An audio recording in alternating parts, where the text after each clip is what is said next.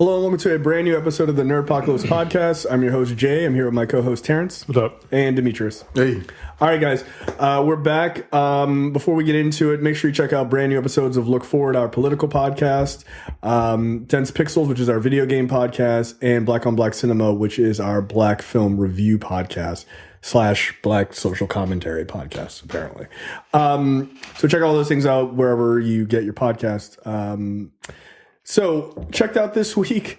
I tried to watch a documentary series called Murder Mountain, which is about weed, which would not interest me normally, but it's about this place that apparently a bunch of people go missing because of the illegal and legal weed trade in Humboldt County, California. I was kind of interested to see how all these people got murdered as they joined into the drug game. It's not interesting. Like it kind of bored me after pretty much 2 episodes. They show these guys on like ATVs protecting like some area of like where these guys are growing. They had like machine guns on their back. They were wearing masks. I was like, oh shit, son, this is gonna get like crazy dangerous. Like that was the only thing that happened. Like they just showed me. And I was like, all right, I don't really care. Then like one guy got beat up. They interviewed him and he was like, I've been beat up a bunch of times, kidnapped, had like my whole camp destroyed and everything else by other dealers or people trying to rob him. And he kept his face covered for a long time, and then he got in trouble and went to jail. And so then they showed his face. I was like, well, that wasn't. Well, that was fucking worthless. That was worthless.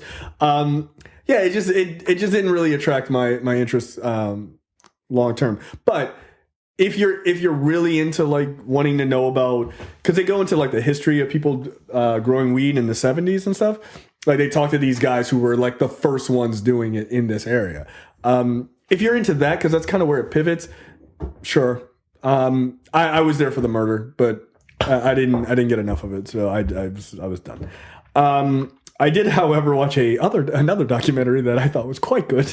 I finally got to watch Abducted in Plain Sight. What is wrong with that entire family? Everything. It was the whole town, because everybody was kind of keen on letting this man into their lives, because they weren't the only ones that he messed with like that. Right. So for people who don't know, the documentary, and I didn't realize it dealt with pedophilia. Yeah. I just saw it like, oh, it's some crazy family. Like, all right, I'll watch this. But the premise of the true story of this is that this guy preys on kids, but he goes after the people in their family, this particular family. He goes after the mother and the father in order to get to the kid. But as it goes on, like he's sleeping with both with everybody in the motherfucking life. Like this guy's a pedophile and a whore. Like this guy just has no discerning taste. It's like a nymph. Yeah, this guy's like, I need everybody. It was just wild, and I have to say my biggest issue was like nobody had that like killer instinct of like, yo, he trying to fuck my daughter, I'm gonna have to kill this nigga. Like nobody had that. Everyone was like, okay, we'll see what happens. We'll wait 5 days to see if he brings our daughter back. Mm-hmm. Yo, I would have gone on a Punisher murdering spree, yo. You took my kid for 5 days? No, one, you're not taking my kid anyway. Like, he's got to go to school. Like, don't worry about it. I'll take her to school. Like, no, you won't. No, you won't. They had. Matter of fact, get the fuck out of my house. I feel like it was because they were Mormon that they just assumed everyone was as nice as them. Yeah, Mormons are idiots. I hope this is not. I'm sorry. Like, I hope that is not I hope this isn't the norm. Yeah, because they did not make your team look good. Yeah, y'all are fucking up. Also, the dad is clearly gay, right? Like that's obvious, right? Or bi. Or bi, right? Because that scene, I don't know. That motherfucker was like, I was in the car with him. He's like, I need release. I was like, I had the same reaction I had with the fucking Fire Festival. And I think it was like, I fully came prepared to suck his dick. I'm like, you are crazy. And he was like, yo. But see, I gave him a relief. I'm like, I'm sorry, what? I would have been like, oh, we should probably go to CVS so you can get like a Tylenol. It just would not come into my mind to be like, oh, I should jerk you off. Nah. Why? Why would that be your thought? Oh, because he kept saying it. He kept saying he's like, needed a special release. I need a special release. And then And he was I would have been like, come on. Like, hey, come on, man. It's the same shit that you would do in high school. Like, it's like, come on. come on, you good. Just good. a tip. Just a tip. I just can't imagine as a dude, like in his situation, as a dude who has lived his entire life as a straight man, was just like, that's wild to me. I just can't imagine. Like, how could you trust it, right? Like, what if this dude's trying to set me up? Like, what if he's trying to set you up? Like, you go in for it, you're like, I knew it. And I'm gonna fucking tell the LDS folks, I'm gonna rat you out. Like, how could you trust it? The fucked up part is like the father just looked broken up about the whole situation. He looked he looked sad because the guy got caught. Like, it seemed like he wanted to be with that nigga. Yeah, I think he was in love with that dude, man. Like, which is really fucked up. But like, that's not to trivialize pedophilia, because like that's a very serious part of this. But like, this documentary has everything. It's got pedophilia. It's got like crazy Mormons. It's got closeted dudes. It's got cheating. It's got aliens. Like, yo, what the fuck is going on? Abduction. Like, it's got a little bit of everything for anybody. What are you into? It's in that documentary. Yeah, that shit was bananas. He's like, I thought the aliens were going to take me. I'm like, what? Like the recordings of the voice. I'm like, I don't. He went through a lot. What am I watching? That's the work of a sociopath. Yeah, he went through a lot to get that girl, man. Yeah, like he did. And he's like, I see them draws. I mean, but it was also weird. Like, the wife was clearly talking as if like she also. Like, she was in love with... I think they were all in love with this dude. The little girl was brainwashed. I mean... Yeah, she's a child. She's a child. But you two grown-ass motherfuckers, like, they're like, he said that he went to therapy, and a part of his therapy was that he needed to lay and fall asleep in the bed with a child. Keep in mind, this nigga has kids at home. He has kids at home. And this family was like, yeah, that seems reasonable. The text, I couldn't believe it. I had to stop. I was shocked. The text at the bottom said, he slept in her bed 4 times a week for 6 months. But see, the way what kind of father and mother are you? The way that they framed the way they framed all of it in the very beginning was like he kind of just came in and swooped in. It wasn't until later on in the documentary you find out that he was there working the entire family for right, yeah. like years. And like, oh, that's no, I kill that dude. That is, I mean, you gotta die. Yeah, you have to die. They had so many opportunities to see something was not right here, and they just decided, no, this is because I bet you anything that was a nigga. Oh, he'd have been hung. No. For saying hi. It wouldn't have been a documentary. Yo, and he wasn't even like he killed him, and that's it. Like he had to be like the smoothest nigga on the planet. Because there's no way. Like they're Mormons. Okay, fine. I don't understand Mormon. I don't get it. Whatever they. I mean, it's supposed to be like really nice people wear like magical underwear and that is do weird shit like that. They don't drink caffeine, which is the weirdest thing I know about them. But how do you allow a guy to come into your home and sleep with everybody, including the child, which is gross? You sit in his car and he's like, yo, I need you to jerk me off in so many words. And you do it. Like, what kind of spell did he have on his head? I don't get it. No. I mean, I think the thing was after he slept with the mom or messed around with the mom and then had the dad give him a handy. I said handy on purpose because it's hilarious. After that, I think that he basically blackmailed them because the Mormon community is like really tight, and he'd like, especially over any sort of like homosexual stuff. Oh no, you get excommunicated over shit like that. At least back then. I don't know how it is now. I mean, who knows? But I think basically he was like, if you say anything, remember that? Yeah, well, guess what? We'll rat your ass out. And you committed adultery. And you committed adultery, right. And then he grabbed the woman's titty and she was just like, oh. And but do they not frown upon pedophilia? I mean, probably at some point. Yeah, he slept with my fucking daughter. Like, well, why did you let him do it? Yeah. You're excommunicated for being a terrible parent. I feel so sorry for that family. But then also, like... But the parents are fucking morons. But think about it. Hold on now. This was like the early 70s. Right? Okay. In the early 70s in white suburbia, Mormontown, USA or whatever, those kinds of crimes did not happen. Yeah, I mean, that cop the FBI guy was like, that was his first case with pedophilia. Like, yeah, you know what I mean? Like, it wasn't all the stuff that we know to this day to be cringed about or cringed for and all this other stuff. That back then, it wasn't a part of their normal mode. I'm not. You know, look, I mean, that's the first. I agree. That's it was the first time he said he's seen anything like that. That ain't the first time. No. But still, that was still like the Leave It to Beaver era to a certain degree. Near the 50s and the 60s, where where America was great, apparently, where they could leave the doors unlocked.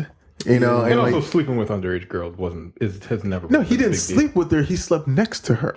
Oh, so it was fun. That's what you're missing. Sleeping with underage girls was never a big deal. Sleeping next to underage girls. I mean, sleeping with underage girls in general in this next country to them. It's not a big deal. Niggas been doing that shit forever. Oh, you saying that? Yeah. No, that's what I'm saying. Yeah. Yeah, it's true. Marrying 13-year-old girls and you 23 years old. What the fuck is wrong with y'all? Man. So that apparently they were fine with it. I think the weirdest part was him sleeping with the fucking parents to them because 13-year-old. All right, fine, whatever. But like, it was weird because like when she left and was like calling them, she was like, I'm in love with them, and like the audio, they were so calm. They're like, oh, weird. Yeah, like that really bothered me. I'm like, how are y'all not hyped the fuck up? Like, where are you? I'm coming to get you. Yeah. Is he there? Cool. Tell him to stay there. Stay there. I'm gonna bash his skull in with a fucking kill this guy. Hold on now. Jesus Christ. Remember that one part where she wanted to go to Florida or something like that, catch a flight. During the summertime or something. And she was like, you better let me go. They were just like, well, okay. She was like, and her mom just said, okay. They were like, they finally just gave in and like, you can go. And then she had her there. He had her there for like 2 weeks. 2 weeks. 2 or 3 weeks. Where he was longer than that. Where he was literally sleeping with her and using in a trailer, using literally just the tip fucking argument. He was like, oh, just a little bit in, so he wouldn't break her hymen. That nigga needs to be fucking drawn and quartered. Like, what the fuck is going on in that family? Well, the mother wrote a book and she did a book tour after all that. Yo, she got paid thousands. She got paid. And that guy was, that dude was still trying to get with them even like in the 2000s. Yes! He would, but like, I will say, bullshit. I'm like, yo, you are wild. But the thing is, I think, and this is not a positive at all, but I honestly think that dude was in love with that little girl. I think he was, which is crazy.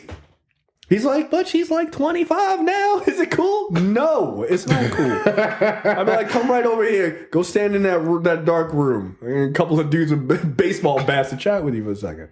Like, that shit was wild, dude. Like, but all three of them somehow he convinced all three of them to fall in love with him, which is fucking nuts. Yeah, and look, if you haven't seen Abducted in Plain Sight, look, we didn't ruin nothing for you, okay? Because we're leaving out 80% of the are you serious? Oh my God moments. I could not believe as I watched it every 5 minutes, I was like, wait, what? I feel like everybody was like, right? I was watching it like, yo, I can't believe what the fuck I'm watching right now. Okay. Yo, Netflix has got the market cornered for outlandish documentaries. They got those market cornered. I can't wait to see what's next. Fuck it. Like, again, I love documentaries. These two just blew that shit out of the fucking water. They did. Wow. Look, I gotta say, Abducted in Plain Sight, look, it needs to be nominated for an Oscar. Like, for best documentary. It does. It does. It probably came out in 2017, though. Look, they need, backdate it. I don't care. Or front date it. Whatever. That shit was fucking crazy. Absolutely nuts. All right, Demetrius, you watched all of Umbrella Academy. I'm going to let you talk about it first. Ooh, okay. And then I will give my review because I think I haven't finished it, so I'd like somebody to talk about who has. How far along are you? I am on episode 3. Oh wow! Yes, I'm very early on. Yeah, it kicks into a certain high gear around episode 7. Isn't it only 8 episodes? It's 10 episodes. Oh, right. But that explains a lot, then. Yeah, it's a slow burn for what it is, but it's still there's something to see throughout every single episode. Okay. Yeah, it's a Dark Horse comic that was adapted for television. I believe the front man from My Chemical Romance is the guy who wrote it. And back in 2009, and I believe they're in volume 4 or 5 now in their books. But this series is essentially the X-Men, but there is no persecution. No, there isn't. There's no. This is okay. Without spoiling it, you get a little bit of you get a lot of the X-Men. You get some of the Incredibles. You get some of Watchmen. Yeah, I can see that. I could definitely see the Watchmen argument. Yeah. And then, it's interesting to see how they use their Deus Ex Machina as far as time travel. You know, like it's interesting to see what they do with it and how much of a factor it is with that throughout the entire season. Yeah. But yeah, I had fun with it. I hate Mary J. Blige. Like is she dancing it? No, damn it. No, but you kind of wish that she would, just so she would stop talking. The funny thing is, she was good in that Dee Rees movie. I feel like you got to keep Mary J. Blige in Mudbound. Yeah, Mudbound. She was actually very, very good, I thought. You got to keep her in a box. Oh man, like it can't be too silly. Like I can't imagine her doing something that because gets a little silly in parts, especially when her character with the shootout in the store and everything else. Like it's a little silly. But then it gets real dark because I'm really trying to spoil it for don't spoil it for people. But I mean, she's annoying. It's just talking. Just the way that she speaks and her cadence and everything and all of her motivations. I just don't like her at all. But everybody else around it, it's really fun. But then since I know of the comic book and I watched a YouTube video just to catch up on it to see what's going on in the series. Looking at the things that they changed for Netflix is wild. Like like number one in the book. Like you see he's a big muscular dude, right? Yeah, he's huge. But he looks so weird because he has a tiny head. In the book, his head was transferred to the body of an ape. Right. Okay. We don't know why. It's something that just happens, and most of the kids are alive in the book, whereas some of them aren't in this thing. And it's just really cool to see how they change things and they put pieces and elements of volume 2 into volume 1, or at least season 1, to make it a cohesive story. Right. That works well. Okay. Because looking at the first volume and I don't know how they would have been able to tell that. Because Mary J. Blige and her part Cha-Cha and Hazel, they don't show up in the book until volume 2. Right. So you need a villain, basically. I don't know. You got one. Right. So here's my thing. Oh wait, there's 5 villains in this season. Okay. So here's my thing with Umbrella Academy. I didn't like it. And that's why I wanted you to go first, because you'd seen the whole thing. I didn't like it, but I'm not saying that it's bad, which is an important distinction. I don't think it's bad. It wasn't interesting to me. It wasn't interesting enough to hold my attention. I was it felt like a real slog to get through. Now, you said that it doesn't kick in until episode 7, so that also makes sense, right? Mm-hmm. But I'll tell you why I didn't like it from a fundamental standpoint, and my guess is the reason I didn't like it is the reason you do like it, which is it feels like an anime. It feels like an anime? It feels like an anime to me. And the way the characters are... The way they explore the characters and things has a very anime feel to it, and it really gets on my nerves. What's anime feel? I don't know. Like and it's funny because I'm not doing a very good job of describing it, but I don't know. There's something about it that feels like they put everybody in. Okay, so you've got like number one who's like the big strong guy. You've got Ellen Page who doesn't have any powers. You've got the kid from the Misfits who's like just a drug addict. You've got the guy who throws the knives who's like kind of like great value Robin. You got the black chick. And time traveling boy. Is that everybody? No. And who else? Ben, the dead one. Oh, Ben, the dead one, right? Who the drug dealer can talk to, right? Right. But you know what his power is? He can, he has a portal to another dimension where there's tentacle aliens or monsters and shit, and he controls them to kill. Oh, people. Right, yeah, because they show those powers in the very beginning. Yeah, okay, gotcha. So it's fucked up shit. Yeah, that was wild. Like, I like that sort of bank robbery scene. That was cool. Yeah, it just feels like the way in which they handle the characters feels very anime style to me. And I'm not a huge anime person. And that doesn't mean that anime is bad. That's what I'm saying. Like, it doesn't mean that the show in and of itself is bad. It's just not for me. Like that. Okay. And you're a big anime person. So I could see... And again, I'm not doing a very good job of explaining what that... Like, it's just a kind of a feeling I have. But because you're such an anime person, I could see why you would totally dig it. The format I came to realize is within the first half hour, they focus on one of the kids, on where they are, how they got there, and what they used to be doing. Right. And then the second half hour will intersperse within the first. They move the story along. Yeah.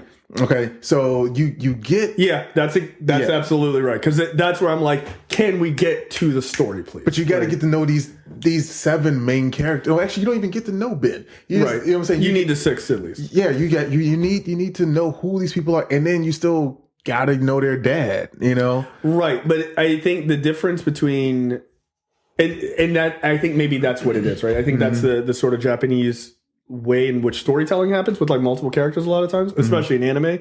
In American, like if this was an American show, like designed in, at least in my mind, like an American show, it would intersperse you meeting and knowing those characters while pushing the story along instead of stopping to deal with the character. That drives me crazy because that feels super slow, and I'm like, that means only half of the hour that I'm watching is actually progressing the story. And I think that's probably what it is. Yeah, I mean, I yes. And again, that's not bad. That's just a different type of storytelling. It's just not for me, and that's why I wouldn't say it's not. When a good show. When I say you hit episode 7, it's because you've gotten through all the characters, you know who they are, and then everything's all story, right? Because it's only 10 episodes. It's only 10 episodes, but it's worth it. Yeah, I'm probably not going to continue watching it now, but it may be something I go back to. Like, because I've got a couple other things I want to watch. But, So I guess I can't spoil it for you then. No, please don't. So, but yeah, look, again, I'm not saying Umbrella Academy is bad. I'm just saying it wasn't for me, at least at this point. But that storytelling element, now you can understand. If that's cool with you, then you probably like it. See, if it's for some of us that are kind of starved for like X-Men type stuff, because the Gifted ain't shit, and that show sucks. You know, it sucks. It does. and anything else. I mean, the only thing we have for like team-based power usage is the Marvel movies. Yeah, Justice League. You want it every week. Oh, I know, right. I get it. No, this was the way that they use their powers, and in several instances was kind of cool. And I'm that type where I like the cooperation of teams. Absolutely. So if I could, if I could see a version of Iron Man, shooting Captain America's shield and clearing out a group of like enemies or whatever, then I would like to see that. And that's what happens. Yeah. All right. So there you go. Umbrella Academy. So the answer is maybe you'll like it. Maybe. It all depends on what kind of storytelling you like. All right. Science Tech this week. Samsung unveils its foldable phone. Boringly titled the Galaxy Fold. Yeah, you couldn't have come up with a better name than that. Available April 26th, starting at $1,980. $2,000. That would be twice the amount of the most expensive cell phone on the market, which would be, I guess, the iPhone 10. iPhone 10X or whatever. Right. $1,000 phone. I cannot imagine spending twice that. That is insane. That's 2. I have 2 of these phones in my house.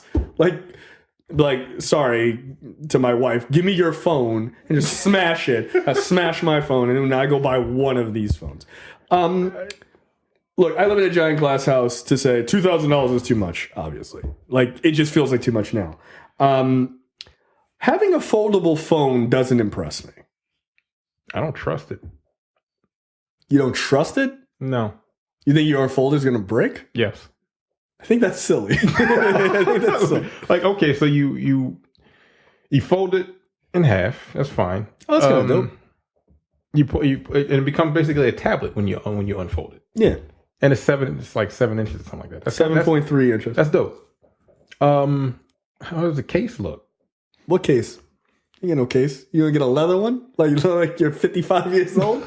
But you can't though. No, I'm like, case because you'll cover the like you get like Exactly. a bookcase kind of thing. Like, what is it gonna be? No, I don't think you get no case, dog. And like the outside, Yeah, what's so that what case does the back cost? look like? Like what? I'm confused. So you got the front, then you got the back of it. So what? I don't. Yeah, that's true because Like is if you drop it, it's a fucking wrap. Because there's screens on both sides. No, I'm not paying $2,000 just to drop this bitch and break it. So Like, get the fuck out of here. Don't be clumsy. Everyone drops their phone. that's really Samsung's only advice. Yeah, that's your everyone hand on the drops their swivel, phone dog. at least once. I just had this replaced. Right, exactly. I broke the screen on January 1st to start the new year. I was so mad. Everyone drops their phone. So What happens when you drop this bitch? I just assume you would look. This ain't for broke boys. It's like shit. Well, that's it. $2,000. What's the protection plan on this thing? Oh, it's $900. Like this is a down payment on a fucking car. So Samsung is using a new 7.3 Infinity Flex display that allows the phone itself to have a tablet-sized screen that can be folded to fit in your pocket. The main display has a resolution of 4.2 by 3, and when it's folded, a smaller 4.6-inch HD 12 by 9 display is used for the phone mode. Oh, I see. So closed, it's in phone mode. Mm-hmm. Samsung is using a 512 gig universal flash storage. It's got and the processor has 12 gigs of RAM. If you care about that, That's just fast. that's pretty fast. Yeah, that's fast as shit. But like, what? Oh no, the back is like the camera part and everything. Yeah, the back Okay. the back has. So when you close it up, it's the same as like that any other phone. the back of it has 3 cameras. Jesus. It's got 2 cameras on the inside and then and one more camera on the front. Nigga, does it record in 3D? Like, what the fuck? It might as well. It's got a 16 megapixels ultra wide camera, along with a 12 megapixels wide angle and telephoto cameras at the rear, and a 10 megapixels cover camera for selfies. Yay! Samsung says it is able to fold at least 200,000 times, which works out to over 5 years if you fold it 100 times a day. So eventually, that hinge is gonna be like snap. like, I mean, look, 5 years. it's dope. I mean, Like, 5 years. dope. I don't keep a cell phone for 5 years. Yeah, no one does. It's dope. $2,000 dope? No. No, let's say this become, because at a certain point, flexible OLED displays are going to be the norm, right? Let's say this They got that TV, right? yeah, like the wall. Yeah, It like comes down like a goddamn curtain. which is awesome. Right. Let's say this becomes $800. You buying this? Nigga, I'm broke. All right, that's a fair response. But if I had the money, If it was, if reasonable. I had the money to buy it, like I I'd have to see the case. Yo. I have to have a case because I can't just buy this bitch just without a case because I'm going to drop it. Yeah. I am. Because Again, everybody drops their fucking phone. Anybody that has a phone and said they ain't never dropped it is a motherfucking liar. Like they Jussie said Smollett. they said to unlock it. But anyway, continue. They said that to unlock it, you have to hold it a certain way and then hit the button on the side, and it unlocks just that quickly. But that's when it's in folded mode. Now, you're asking me. I just use my face. Yeah. Well, see, I'm not using this old man technology. I ain't pressing no buttons. Fuck out of here. You asking if I would do it now? I mean, I've got the Samsung S9 Plus. This is $875 or some shit like that, right? Would I do that? Would I get the folding phone? No, because it's not a sidekick. I had a sidekick. And it was the shit. It was the shit. It was the shit. I love that phone, yeah. I love that phone. That phone was big as fuck, though. I needed like Janko jeans to have a pocket big enough to fit it in. But I love that phone. That phone was awesome. With like the little flip up screen, I was like, oh shit. Because it got to the point where the screen was no longer a hump. And like you could just slide just hit it, yeah, like that. Oh, you thought you were the coolest shit. You know what sucked though is that I could only get it on T-Mobile, and T-Mobile's service was trash. I've been with T-Mobile for like 11 years, if not more. Yeah, that's why I send you a message on Facebook. I don't call you. Ain't never getting that message. That shit don't work. Whatever. T-Mobile fucking stinks. Yeah, I'd have to see the case for it. Yeah, if I had the money, I'd buy it. But like, I need a case. I have to have a case because I think that's walking around this bitch with no case.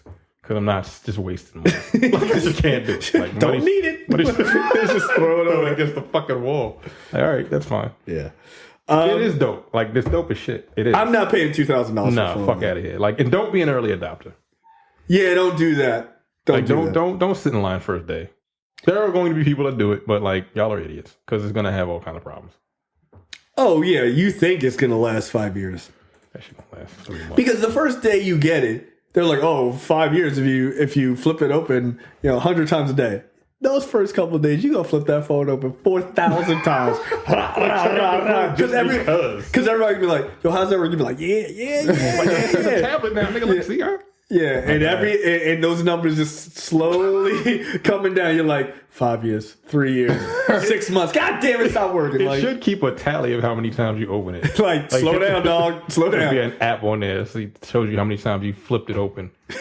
Just with like time to, and then a broken icon. Did you watch the video of like the demonstration? No. So he had like when it was open, you have 3 different applications happening at the same time. Oh yeah, he was watching a YouTube video, he was surfing the web, and he was texting at the same time.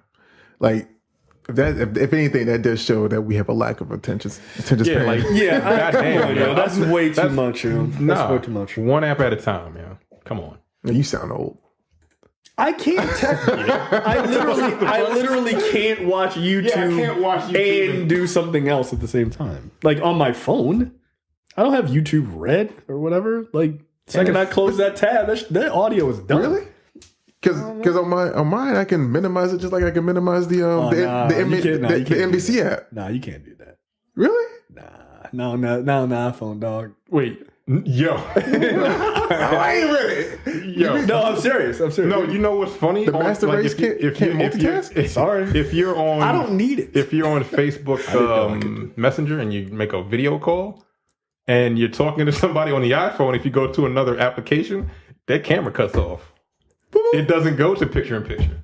I learned that last night. Oh. I was like, wait, you can't do picture-in-picture on your phone? Why the fuck you pay so much for it?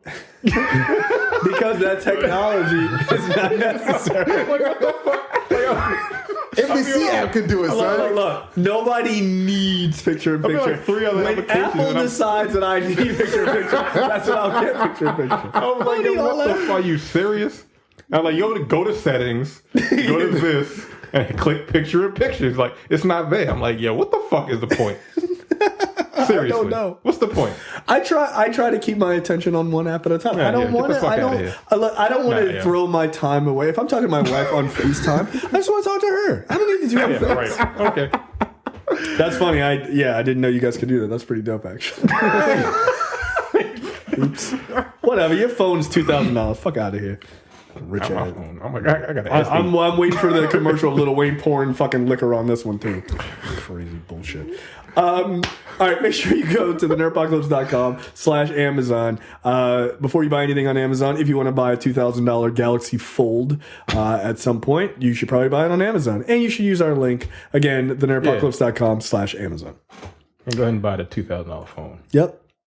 Send me one. Christ.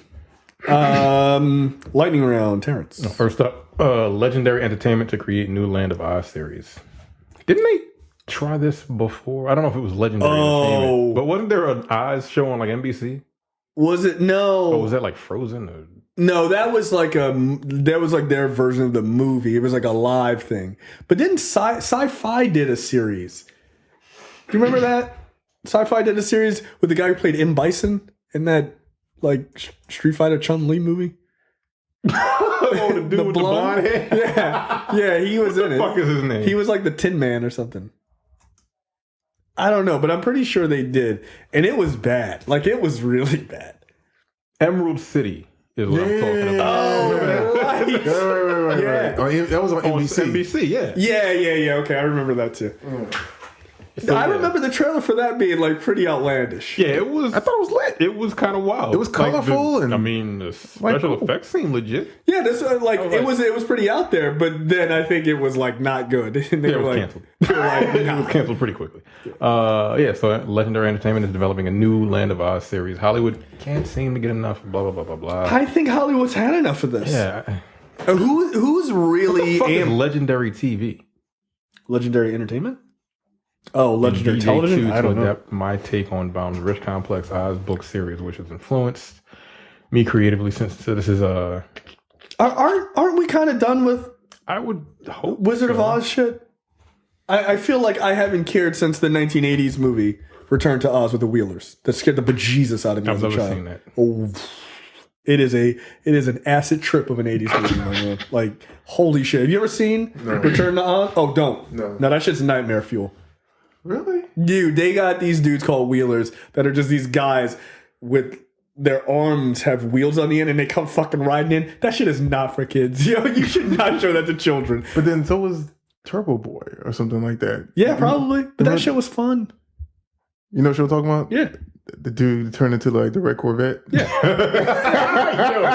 That is the most bizarre transformation. Where he just gets a wide ass. Yeah, he's got a huge face. His mouth becomes the front, and his teeth literally become the grill. Yeah. Yo, come on. Yeah, Turbo Kid, that's what it's called? Yeah, something like that. Turbo Teen Turbo or Turbo Teen? Something like that. That shit was, again, why are you showing that to kids? That's insane. All right, this next story I'm really excited about. Please tell me you've seen this. No, I have not. Oh, yeah, I did see this. I think it's might be funny as hell. So Chris Hemsworth is going to be playing Hulk Hogan in a new movie. Look, I like the casting. I gotta tell you, I do. I like it. I think he's gonna fucking crush it. According to a new report from The Hollywood Reporter, Chris Hemsworth will star as Hulk Hogan in a biopic that's currently in negotiations. Oh, this is gonna be on Netflix. Oh. I only had to go to the theater. Oh, I'm seeing the fuck out of this. I'm definitely watching it now. I wasn't going to pay for that shit. No, I didn't want to. Fuck that. The film will be directed by Todd Phillips and written by Scott Silver, the team that directed and co-wrote and wrote DC Comics' upcoming Joker movie with Joaquin Phoenix. The guy from I'm Here for the Gangbang. That's the same guy. That's awesome. This is the type of shit he should be doing. Yeah. Chris Hemsworth as Hulk Hogan is fucking stellar. I love it. The film will also be produced by Phillips' partner Bradley Cooper, and the duo recently found success with the smash hit of Stars. That movie's so good. Hemsworth will also serve as producer alongside former WCW mastermind Eric Bischoff. That's funny. Yo, this movie's gonna be bananas. Wow. What era of Hulk Hogan's career do you want this to happen? Chris Hemsworth has got to be the early 80s. I feel like you got to do it because Hogan is too big. Yeah. Once he hits like that, the mid 85 WrestleMania, he's too big. Hemsworth is not big enough. Like big enough. He's tall enough. Wait a minute. He's got the height, but he wasn't wide in the mid 80s. Yeah, he was. No, he was still pretty cut. Look, when he body slammed Andre the Giant. Yeah, he was big. He was pretty fucking big. That was like 85. Yeah. Yeah. I think that was WrestleMania. So who are the principal co-stars of this, right? You got to have Randy Macho Man Savage. Yeah. You have to. I'm looking at him now. Maybe. And see, cause I remember when I used to watch wrestling when I was a child. What the fuck does that mean, nigga? Fuck you. It's just male adult soap opera. I mean, no, because when I was watching it, Sergeant Slaughter was on there. You know? That was a minute. So hey, that's when I was watching wrestling. But yeah, I mean, because they were all cartoons. They were just live action cartoons back then. And literally, Hulk Hogan was still the shit. Like when I was watching it. Oh, yeah, definitely. It was between him, The Undertaker, Randy Savage, Andre the Giant. Yeah, Andre the Giant, and I mean, shit. Roddy Piper. Yeah, he's dead now. And crazy. Who was the one? Who Ultimate Warrior. Roddy Piper. Ultimate Warrior. He's got to be in that shit. Yeah, the Ultimate Warrior is a massive cokehead. Oh shit, dude, he was. Bret Hart. Bret Hart, yeah. That was the 90s. Yeah, the Hart Foundation is in the 90s. Yeah, really early 90s. Like he was wrestling forever, but like he wasn't like super popular until like the early 90s in WWF. With the excellence of execution. Wrestling nerd. You're a nerd. But okay, who do you cast for Piper? Oh man, it's got to be somebody with some fucking charisma, dude. Like it really does. Do you have an idea? Roddy Piper. He wasn't super tall. He was fucking out of his mind. He was fucking out of his mind. Like he was. I feel like you should just start casting people from the Avengers movies into this universe. Also, by the way, fuck it. What's his name? Hawkeye. Yo, that's not bad, actually. Jeremy Renner for Piper would be pretty good. I could see that. Somebody said Cena for Macho Man, which is kind of interesting. He's more of an Ultimate Warrior. He's got to have he'd have to put a beard on him. Yeah. I ain't never seen Cena with any facial hair ever in my life. Yeah. Ultimate Warrior. He could probably do Warrior. Get jacked up again because he's looking weird now. He's more shredded. He was just fucking big. I don't think he was tall enough. Yeah, I don't know. The dude who played Black Manta says that he wants to be Booker T, and I was that's way too late. That's not the same era. You know? No, but like you could be Coco Beware, dog. No one wants to be Coco Beware. Junkyard Dog. Yo, Junkyard Dog. Yeah. Yo, they did black people dirty back then, dude. Those characters are horrible. The Mountain from Game of Thrones is Andre the Giant. That's not bad. Yeah. I mean, who the fuck else? Or Clegane. No, fuck it. Who? Clegane. I don't know this. The Hound. should be. He's not muscular enough. Fucking Thor Bjornsson or whatever from the fucking Game of Thrones. Yeah, he could do it though. Fucking the Big Show could be the. Yeah, you know what? That actually makes more sense. Yeah, he can. He's got charisma, but he just have to speak in that weird ass accent. Hello. Oh, he was like French or some shit like that. Would you like a peanut? Like who else? Yeah, you got to have the classics. But the thing is, I kind of want them to tie this. I need whoever gets cast as Vince McMahon, they need to play Vince McMahon in that biopic they're doing for him. It needs to be a universe. Fuck it. Do it. I don't know who you pick for Vince McMahon, but it's got to be somebody, like, it might have to be Christian Bale. You got to get somebody who can just become him. Yeah, that would be weird. I wonder if he could do the voice. Yeah. Just get Micah to do the voice. Micah's going to do a voiceover. Yeah, Micah could just ADR all the Vince McMahon parts like they did for fucking Snoop in All Eyes on Me. It'll be fine. No one even noticed. All right, next up. Let me see. What do we got? Second season of the Wolverine podcast coming in March. Y'all listen to that, right? Mm-hmm. I'm very excited about this. The preview for that, it's taking place in the Bayou, and Gambit is in it. Oh, yep. So that's awesome. I'm not sure who's doing the voice for him. I'd have to look it up, but yeah. So Gambit is actually in this one. So that's dope. See, so that means they're talking about the Thieves Guild. Probably. And I mean, I don't know how prominent he isn't, but like in the preview, like he was like, Gambit, what are you doing here? And he's like, oh, you know, he gives some fucking line, but I don't know. I mean, it's taking place in the Bayou, so I imagine he's in it a lot. Mm-hmm. But I like that they're introducing more big name characters. Like, I don't understand why they aren't doing more of these, because it's good. Like that first season was fucking really good. It was interesting to listen to, and then when that twist hit at the end, you were just like, shit. Now I kind of got to go back and like listen to make sure that they fucking nailed it. Yeah, they super nailed that ending. They stuck the landing very, very well. So yeah, it comes out on Stitcher Premium in March, which means we won't get it for free until maybe a couple months after that. So because I'm not getting Stitcher Premium. Oh, I don't even update our shows on Stitcher, and that's free. So no. But no, I'll probably just wait until it comes out free. No, I'll just wait until it's all there. Until like maybe like episode 9 or so. So I'm not like waiting for it. I just binge it.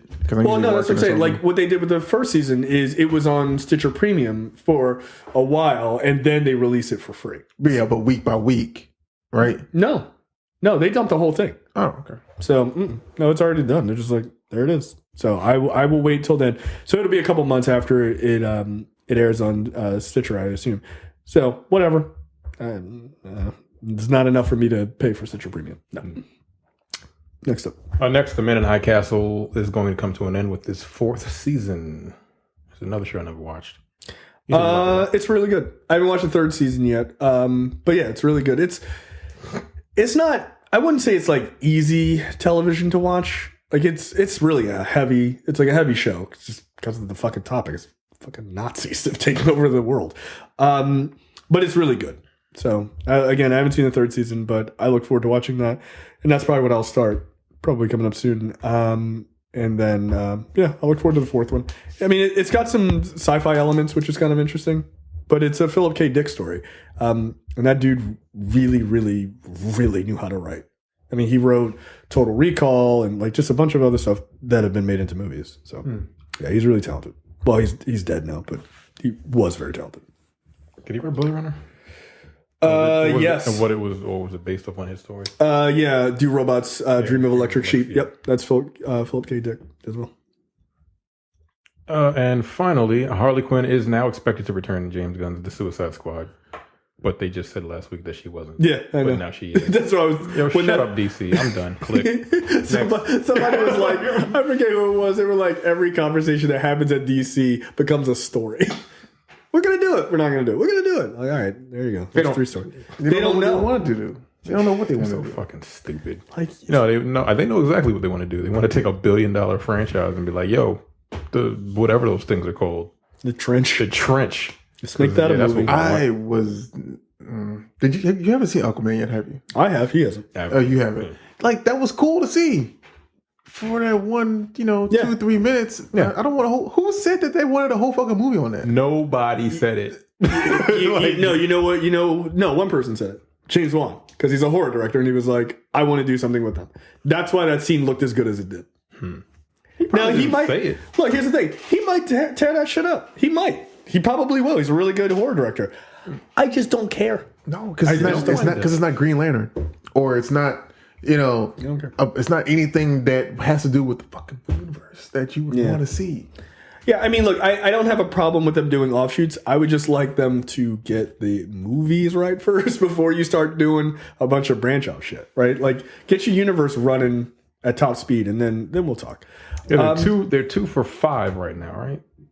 Yeah. 5? I would argue 2.5. I'd argue 2.5 for 5. 2.5. What's the half? I would say that I liked Man of Steel. I love Man of Steel. Man of Steel, but like critically, Wonder Woman and Aquaman. But critically, Man of Steel was not necessarily panned, but like people, I just don't understand the hate for Man of Steel. Too much destruction. It made them sad. It was the perfect Superman movie. I love that movie. Like, I've watched it multiple times. Like, I can actually sit and watch that movie. Mm-hmm. Yeah. There are certain movies that I can't do that with. And it was surprisingly colorful, even though it had like a blue tint to it. Yeah. It was Superman. It was a Superman movie. Yeah.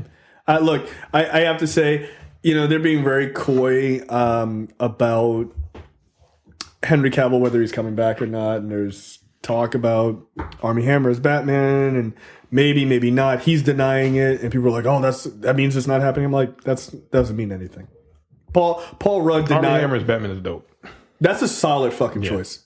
He's fucking like 6'5". He's fucking huge. Armie Hammer. Oh, yeah. But he was supposed to be Batman years ago. Yeah, he was. He was. And that was... Yeah, when they were going to do that Justice League movie. But he's a great choice. He already has worked with Henry Cavill, and they have great chemistry. He's physically bigger than Henry Cavill, which is kind of the point of Batman, is like, yes, he's this physically bigger guy than Superman, but Superman could throw you into the sun, so it doesn't really fucking matter. And they already have chemistry when they were in The Man from U.N.C.L.E. together. Yeah. They were basically playing Batman and Superman in the 60s with no powers. Like, it would have been the easiest casting of all time. I don't even know why they consider anything else. But I'm hoping that actually turns out to be true. But my hope is that Cavill stays, and they've been really coy and don't say anything about it. And I hope the way they reveal it isn't lame, and they do something that's actually smart, which is they had him film a fucking cameo in Shazam. In the fucking suit and everything. And it's like, they just show the back and everyone's like, oh yeah, there's somebody filling in for fucking Superman. And then you have him turn around like, holy shit, it's fucking Henry Cavill. He is still Superman. That would be a smart move. But because it's smart, that means they will not. I've just seen that video come up on YouTube. It's like, hey, this is what happened as far as the crossover and what it means. I didn't know that was because they were saying that they were going to do like a body double basically, and not let Superman's face be seen, so that they could just be like, oh, we'll just replace him or whatever. I hope that's all a lie. Like, if everybody is reporting on every little thing that DC does, start a misinformation kind of thing. Start putting shit, oh yeah, that's what we're doing, and then surprise people. Because that's the greatest thing that Marvel has ever done, is they surprise people, and they keep those surprises super tight to the chest. Like, we don't know anything that happens in fucking Endgame. Nothing. Yeah. What the fuck do we know that's happening in Captain Marvel? Nothing. Besides it's in the trailer, you don't know anything. Somebody's like, oh, this one character is this one actor is this character. I'm not reading that. But besides that, you don't know what the fuck happens at the end of that movie. You have no idea. And that shit comes out in 2 weeks, basically. They keep that shit, it's like March 8th, right? Oh, it's about Captain Marvel. Captain Marvel. Oh, right. shit. Yeah. Endgame? Because I haven't seen any, I haven't read any reviews or seen anything. I'm not sure if I want to. For what? Captain Marvel. I did read some reviews. They were like just like tweet kind of like quick things, and basically they were just like, this movie's dope as fuck. Like, it is. I think I can't remember the outlet, but it was this woman. She's like, yeah, Thanos is fucked. Like, Captain Marvel's powers are insane. She's a world killer. Like, she can destroy planets if she wants to. So yes. But yeah, all of it's been like super positive. So who knows? I mean, look, I don't expect this to be the one that they fuck up. Like, I just don't. No. I just don't. So, movie and TV news this week. Bumblebee is now officially the reboot of the Transformer universe. Have you seen the movie yet? I have not. Have you seen it? The first half. I did watch the. I did watch the first. I did watch the like randomly, just randomly. I only watched the first half. I will say that intro was fucking dope. I watched that on YouTube, and that sequence between Bumblebee and in the forest. Yeah, those two sequences are fucking dope. The whole movie was awesome. Like, those are really fucking good. But see, the thing is, for them to have to say that this is the official reboot, that means that people didn't pay the fuck attention to the fucking movie. Because, dude, it's set in the 80s, right? If you're remembering 2007 when Sam Witwicky and Michaela, watch these fucking things come out of the sky, right? It was the Autobots. This happens at the end of the fucking movie. The Autobots come at the end of the movie and they meet with Bumblebee. Optimus rides with him as the fucking Generation 1 truck ish. No, it's the flat nosed truck. Yeah, I know, but it just looked bad because of the trailer. No, I'm talking about the Michael Bay ones. Oh no! What I'm talking about at the end of this one. At the end of this movie, all the Autobots come from out of the sky, just like they did in the first movie, and that's where it comes. And then they meet up and they ride together, right? As the 80s versions of themselves, right? If you don't realize that that's the fucking reboot of the goddamn movie series, then I don't know how stupid you are. You must have voted for Trump. I mean, here's the thing. I could make the argument that you've already seen 5 of these movies, and if you keep watching them, maybe you're not that smart. Because they're all bad. Yeah, I stopped at 3. Yeah, they're all bad. But people keep watching them, right? I mean, but a lot less people saw the last one before Bumblebee. But yeah, apparently the studio was like, we're not trying to say, and they were trying to be coy too, right? Because they didn't want to I don't know if they didn't want to piss off Michael Bay, or because if you say it's a reboot, people get really fucking they get really mad. But if you don't say anything, and you just let people fill in the blanks, and then after they like, oh, did you see it? Yeah, I loved it. It was great. Cool, great. It's a reboot. Damn it, you got it right. Like I feel like if you say it's a reboot, I think people they weirdly flip out, right? And they hold it to like a different standard. So I kind of understand, but yeah, it seemed like pretty obvious to me that it should have been a reboot. Just watch the damn movie. But so yeah, at the New York Toy Fair, Hasbro officially declared the film as, quote, a new storytelling universe. So they are just like, we are done with that. They were done with the shenanigans. Like, good, because it looked like garbage, and this looks really good. That because when Optimus finally came down, no, you haven't seen it yet. You said you only seen the first half. You haven't seen Optimus tee off. No, not yet. Boy, it was. See, I really want to see this because it looked. I thought one, people have been making the argument. Nerd. People have been making the argument for years that the Transformers movie, criticizing the Transformers movies, it's like, I hate to say it, it's like calling double triple on it. Right? Okay, I'm not gonna say it, but you got it, right? Yes. Because it is right. A shooting fish in a barrel. This is a nicer way of saying that. People, I think, criticize it for the wrong issue, right? Which was always, it's because of the humans and the human interaction with it. No, it's not. It was because it was written and directed poorly. This is all about a fucking robot and this little girl and their connection and them fighting together against the bad guys. They just wrote it well. That's it. They just wrote it well. And so you're like, oh, this movie doesn't stink. Yeah, because they actually gave a shit. Bro. Yeah, they showed why he has no voice. That was fucked up, yeah.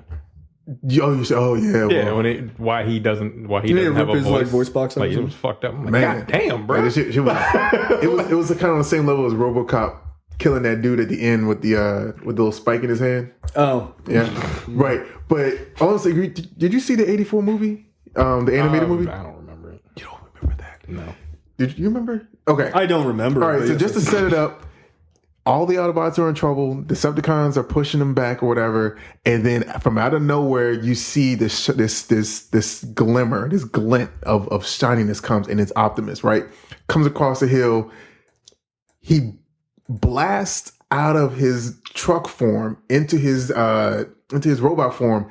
Does an aerial somersault while shooting his fucking cannon at all these different Decepticons, laying them out. Right, lands on his feet. Mows them down, right? And then goes on and continues to press it. They do that better in this movie. Wow. That's a big statement because, like, the 84 Transformers movie is... That's like y'all holy grail. Yeah, that's like your Bible. What was that line? Megatron? Is that you? Carnage. What is this bad comedy? Here's a hint. And then fucking shit just got... Yeah. Thank you. My dog. Like, thank you. Shit is ridiculous. I love that movie. But they do that shit better. Optimus tees the fuck off in this, and like he takes no prisoners, just like he kind of did in the first Michael Bay movie, where he was like just basically a killer. Optimus is what he is. Optimus is the shit. All right. Well, there you go. So starting a whole new voyage. And of course, they are planning on more movies, which is great. Look, I can't believe I'm saying this, but I look forward to the Transformers universe. Here's a funny little story. Amazon's Lord of the Rings series that they're working on, the writers are reportedly working in a locked office with a guard and a fingerprint scanner. They are a little weird. They are not trying to give up this information at all. It's Lord of the Rings. I mean, how far can they go beyond the books? A lot. Like, there's so much fucking fan fiction and shit. There's a ton. I mean, think about it. They have all those fucking games. Those are just made up out of whole cloth. There's only like 2. Yeah, but they generated a whole fucking universe, or a bottle universe inside of it. I've never watched these movies. I like them. I didn't like the Hobbit. Long. They're long. I'm not trying to do all that. Yeah, no, I get it. And they're slow in parts. Quote: there's a fantastic writers' room working under lock and key. They're already generating really exciting material. They're down in Santa Monica. You have to go through such clearance, and they all have their windows taped closed. And there's a security guard that sits outside, and you have to do a fingerprint to get in there because their whole board is up on a thing of the whole season. Okay, cool, great, whatever. I look forward to actually hearing something. Disney Plus is developing a 6-part Obi-Wan Kenobi series with Ewan McGregor. This is the rumor. Cool. I don't have much to say about that, but that also couples with another story that they're working on a number of Star Wars spin-off series for Disney Plus as well, including possibly a Cassian Andor story from Rogue One, a Finn and Poe story from the Star Wars trilogy that's going on right now. So, and then I assume the Obi-Wan Kenobi one is a possibility too. And I also heard I can't remember her full name, but Rose from the last movie that all the trolls hated because she was Asian and a woman. Disney was like, yeah, we don't negotiate with terrorists. We're about to give her a series too. Fuck you. And you know what? Good. Give her 2 series. Make a series where it's nothing but women in the Star Wars universe. And all they do is go around and kick little 16-year-old boys in the dick. I don't give a fuck. I'll watch it. Fuck you. Good. I'm glad they're doing it. Disney has enough money. They don't have to kowtow to your nonsense. Ryan Coogler is making a real Black Panther movie because he's got enough clout to do whatever the fuck he wants in Hollywood, and I love it. Nigga directed $1 billion movie. Yeah. Like, you gonna let him do another movie? Yeah, we are. We're gonna let him do whatever he wants. Coogler announced that he's partnering with Charles D. King's Micro to produce, quote, Jesus Was My Homeboy, a film project centered around the iconic Black Panther Party members, Fred Hampton. So it's kind of interesting because if you don't know a lot of Black Panther history, and I feel like a lot of people in this country don't, you should, because everyone, Black Panthers were racist. Yeah, this dude Charles D. King looks like JTD. If you look him up. That's funny. But Fred Hampton was a really super interesting guy. Like, he really was. He does. Yeah, he kind of does. Yeah. No, that's your cousin. But yeah, Fred Hampton his story is really tragic, actually, because he was assassinated by, I believe, the New York City police. They literally set up a whole, they reconstructed his apartment so that they could figure out how to break in and take him down. It was pretty wild. They killed him and his girlfriend. It was really fucking disgusting. And for people who don't know a lot about the Black Panthers, Fred Hampton was the guy who was going out to poor white farmers and having the Black Panthers join up with them, and he was the guy uniting not just black people but pushing the Panther story out to poor people around the country. And they were like, this nigga's gotta go. Yeah, he's only 21. Yeah, he was mad young, dude. God damn. Yeah, do yourself a favor and watch documentary Black Panthers Vanguard of the Revolution, I believe it's called. That's a great documentary. It's really, really good. It does a really good job of dealing with the Panthers overall, but then dealing with Fred Hampton's story too, which is just pretty significant. But yeah, I look forward to Coogler not pulling any punches and digging right the fuck in on that. And it's Lakeith Stanfield. So Daniel Kaluuya is going to play Fred Hampton, which is a fucking odd choice, but okay. And then Lakeith Stanfield is gearing up to play William O'Neill. So again, I don't doubt that those guys are going to fucking crush it because they're both very good actors. And again, they are. They should have got the dude from The Hate You Give to play Fred Hampton, the one that got shot in the movie. The one who got shot in the movie? Oh, The Hate You Give.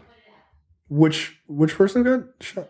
Oh, yeah. He really yeah. The dude from he was also Detroit. Detroit, yeah. He really looks like him. He does look like him. Yeah. He could easily play him. Yeah. All right, next up, Captain Marvel is already getting review bombed at Rotten Tomatoes by trolls. Look, I've said this once and I'll say this a million times. Get the fucking the goddamn audience rating, take it down. Like, why is this still a thing? I don't understand it. What is the point of it? I never look at the audience rating. Here, you guys keep talking. Because the audience, they tend to like trash. This is true. Much. I mean, that's how Transformers became the powerhouse that it became. Yeah, how much money has Transformers made? Several. All together. All together, I want to say probably like $3 billion. Check that. Yeah, I don't understand why it's still a thing. Yeah, I can't really vamp that well. but I don't know if I 100% agree with him, because sometimes you want to know what the audience thinks, because as an audience, as a moviegoer, sometimes movies that may not do very well. Like, I'd rather I read it on Facebook, which is something, because like that's more of like a collection of ideas, right? It's Facebook or Twitter, as opposed to going to an actual review site that holds so much influence on a grander scale, as opposed to like, because it Rotten Tomatoes has become a barometer for movies when it shouldn't be. You know what I'm saying? Not to the point where it's the same as if I'm talking to you. It reminds me of Metacritic. Metacritic is used for like video games. Mm-hmm. People do the same thing for video games. Like if they don't like a developer, they'll just review bomb it. So I see what you're saying, but I don't think it should be taken out per se. Because like, I mean, sometimes you want to know what the audience thinks. You do, but here's the thing. Sometimes they just do stupid shit. The problem isn't just that people are review bombing it. The problem is that they're using bots. That's what I have a problem with. Oh, well. So then it becomes, it's not even real reviews. How the fuck is all these people review bombing it? The movie's not even out. Why is that allowed? Oh yeah, that's true. Like, can you close down? Can they like shut that off until the actual movie comes out? You should. For release. They could do anything. It's their site. Yeah. Why can't you just be like, you can't put up reviews until the day it comes out? Well, see, because the thing is that Rotten Tomatoes is the same as any of the TV networks that would air something Trump would put out there. You know, they're looking for the traffic. They're looking for the controversy. Because traffic equals dollars. Yeah. Clicks equal dollars. So if there's stuff is going on, then they're like, fuck it. We're getting paid regardless. But see, it's to the detriment of the art. Right. And that to me is the problem. Like, you're a site that is critical of art. So that's fine if you don't like a movie. If people don't genuinely like a movie, that's okay. It's not okay that they don't like the Captain Marvel movie because the star said, hey, I don't want just white men interviewing me. I'd like a diverse amount of people talking to me about the movie. That's all she said. And there's a bunch of retarded assholes on fucking YouTube, and I called you that on purpose. Retarded assholes with, she hates white men. Did you even read what she said? Did you even read what she said? She didn't say, I don't want white men to interview me. She said, I'd like a diverse amount. I would like not only white men. But these little dick assholes can't handle the fact that somebody doesn't think that your opinion is the most important thing. Well, I'm white and I'm a male. I have something to say. Who gives a fuck? Who gives a fuck what I have to say? If she don't want to fucking hear, if she don't want to only see dudes, I get it. She's a woman. You know that article that was like all these reviews of Captain Marvel? You know what the article was? It was all women. Because they wanted to know what they thought. We've gotten 20 fucking movies of dudes. It's okay to let women have their one thing. God damn. Yeah. What the fuck? She was just like, look, just a little bit of diversity. Be cool. She didn't say, like, no men allowed. Like, that's not what she said. But all these assholes, I can't deal with it, and she's a racist. She hates white men. By that standard, so do I. Because I don't only want to hear your opinion. I'm sorry. I told somebody the other day on Twitter, he was like, well, I just think her opinion is racist. And I was like, well, you're a fucking idiot. You're an idiot. You're an idiot. Sorry, you're an idiot. I'm not sorry. What do I give a shit? But like, it's just ridiculous. And I just don't like, because it's art, you're just shitting on it because you can't handle the fact that she said this one thing. Are you serious? But y'all motherfuckers will go see Guardians of the Galaxy. James Gunn is doing some wild shit. Didn't bother me, but that was way wilder what he was doing. Would y'all go see those movies? No problem. You go see Suicide Squad 2? No problem. It just gets on my nerves. And like, they said, oh, Black Panther was racist because it was only white villains and all that stuff. It's all the same shit. I mean, I got called out earlier today for being racist. Yeah, that didn't work out well, did it? Nah, not at all. No. And I didn't have shit to do with it. That was amazing. Everyone, she was hilarious. Everyone ran to you like Voltron. They were like, join up to me. And here's the thing. I didn't ask for it. No, you didn't. It just happened. It's having a Black on Black cinema? No, this is Dense Pixels. Which was amazing. I've been Facebook banned. Yeah, so banned. I'm trying to stop posting nudity, nigga. I was wearing a loincloth. Her nips were covered. It's still nudity. Whatever. What's hilarious is my 30-day ban is almost over. God damn. I have 2 more days, I think. You got a calendar you've been I got crossing off? Yeah, like in a cell block. That's ridiculous. Oh man, that's the longest ban I think anyone has gotten, right? Yeah, 30 days is the longest you can get. And then you just permaban. Yeah. I gotta watch my mouth. What did you say? I made a joking quote about Lyndon Johnson, and they did not care for that. It's not my fault. Lyndon Johnson was and Andy mad got racist. banned like the same day, or like a day apart.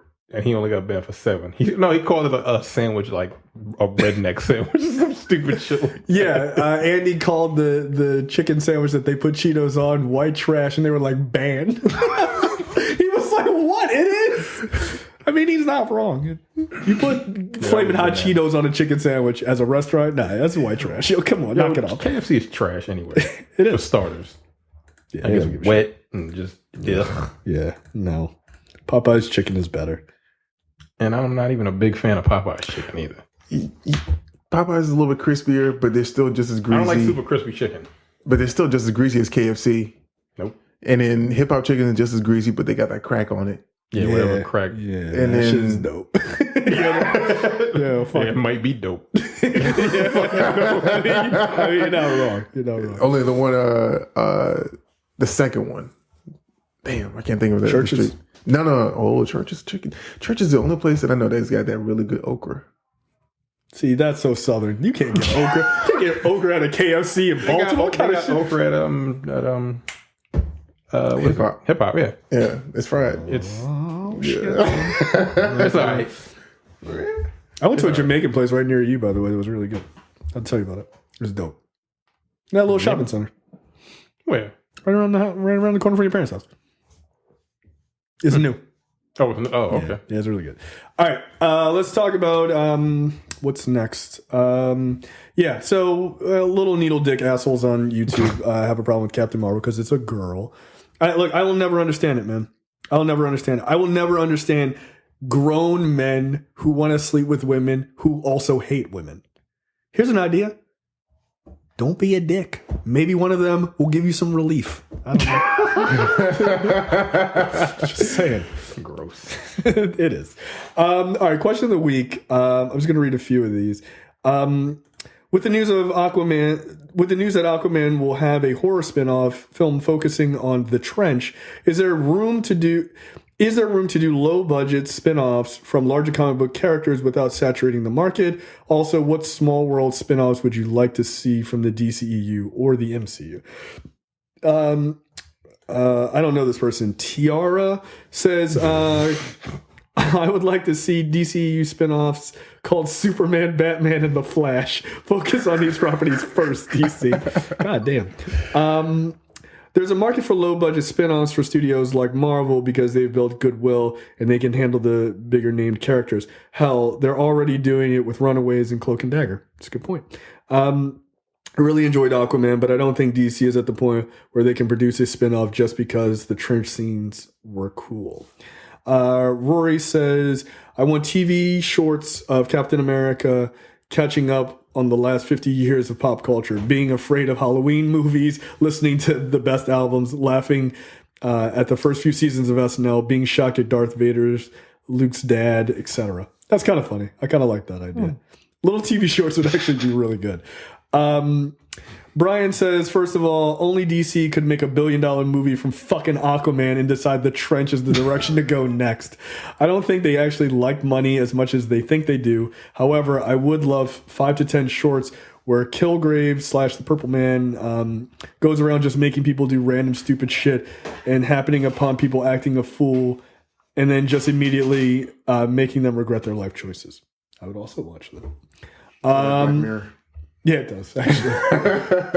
Lance says, I want the DCEU producers to spin off a cliff. Lance is a brutal dude, man. He's fucking hilarious. Khalif says Thor in Loki's childhood, to see those stories where when Thor said Loki scared him as a snake, and I think they mentioned when Loki turned Thor into a frog. Yeah. Lisa says, wait for it. Nope. I don't fucking care about the trench horror movie. Is DC so used to losing that they can't help but shoot themselves in the foot? And it's already been said, movies with lesser known characters might as well head straight to streaming. Fair enough. Malcolm says there is room for a streaming service, but not big budget, especially the obscure characters. Also, I wouldn't mind an Alpha Flight miniseries or other groups such as Excalibur or the Illuminati, etc. Also, I need Taskmaster ASAP. I agree. He would be a really good villain. I feel like he'd be a really good villain on like Agents of S.H.I.E.L.D. Taskmaster? Yeah. But you need him to be mimicking bigger powers, I guess. Right. Yeah. Because I'm at that part in the Spider-Man game where there's a side mission where he's the villain, and he just seems like he's more on a grander stage. Like he's more of a class B villain than a class C or D. Yeah, okay, that's fair. That's all I'm trying to say. Yeah. I don't know whose movie. I mean, I guess he'd be good in a Cat movie. He'd be good in a Spider-Man movie. But you need him around people with powers. Yes. Or more physicality, because he needs to be able to mimic their fighting styles. Now that we've seen it, Daredevil. Yeah. Although Daredevil is just such a fucking bruiser. Yeah. He just is. Keith says, I don't think those of us that are not deep divers into the non-main characters will go to the movies because we will be disappointed when we don't see main people or only see them for a minute. A whole Alfred movie and then Batman shows up in the last 10 minutes. We could have just gotten a Batman movie. That's a fair point. Gaston says, plenty of room on TV, but I already don't care about the trench, so the saturation thing might have started already. There you go. It can't be saturation if it's a character, if it's shit that we don't care about from the drop. Yeah, I think the saturation argument happens when you're talking about regular television. Like right? CW? Yeah, I think they are at a saturation point. I truly do. I think starting a Batwoman series is a bad move. I just do. And not because of the character or anything like that. I just think that's too much. And they have a problem where they can't really do more than 1 or 2 good shows per season because I think Greg Berlanti is trying to balance too much. And he's doing a movie or some shit too. He's doing a lot. He also does You. I don't know if people know that. Yeah. Not me, but yes. Right. You at the show. I don't know if you know that. Yes, I do know that. I hope Beck's not dead. What the fuck brought to you by JTD. Demetrius, you're up. All right. Don't have that pulled up yet. Caught me off guard there. I don't know why, because This is great podcasting, guys. This is awesome. Sorry, weird. Here, I'll read the title for you as it slowly comes up. Sex robots could lead to population crisis as men opt for virtual girlfriends. Yeah, that's probably true. Sex robots could lead to... I got it. But it's... You think that's true? Let me see it, because these whack-ass links... Yeah, I think it's your cell phone. No, require me to answer a question to read the whole whole damn article. Yeah, maybe if your phone folded, maybe you can read it. All right, well, we put that on the company card. What card? You'll get half a phone as a joke. All right. The Asian country's population is declining dramatically as fewer babies are being born, as fears mount that Japanese people are becoming an endangered species. Damn. In 2018, around 921,000 babies were born in Japan, which is 25,000 fewer than 2017. Jesus. Yo, that's not a lot. Fuck each other for the love of God. For what? They don't, but they don't. That's the problem. They really don't. It was the lowest figure since the records began in 1899, Japanese officials have said. Around 1.3 million people died in the same year, meaning the population plummeted by almost 500,000 people. God damn, dude. By Dr. Kate Devlin, senior lecturer in social and cultural artificial intelligence at King's College London, and a leading expert in the field, has warned that sex robots could exacerbate the crisis. I mean, that's a real concern. I mean, it really, really, really is. Dr. Devlin told... If they start twerking, that's a wrap. It's a fucking wrap. It's a wrap. You seen the one where that one was giving head and it was like... Yeah. You could do the variable speeds? No, y'all ladies in trouble. Yo, dudes are garbage. Like, I seen the argument with some chicks who be like, yeah, okay, but can she caress it with her hands and then do all this other stuff? And give it time. Yeah. Yeah, Niggas will figure out how to get them damn robots to do anything. Look. And don't rest on your laurels. Like, it can't do this. Yes, it can. Yes, it can. They said you couldn't buy clothes on the internet, and yes, you can. Right? Now, don't fuck around. Dr. Devlin figure something else out. told the Daily Star there are fears that in countries such as Japan, where loneliness is a big problem, a big social problem, robots could make things worse. Already there are AI girlfriends.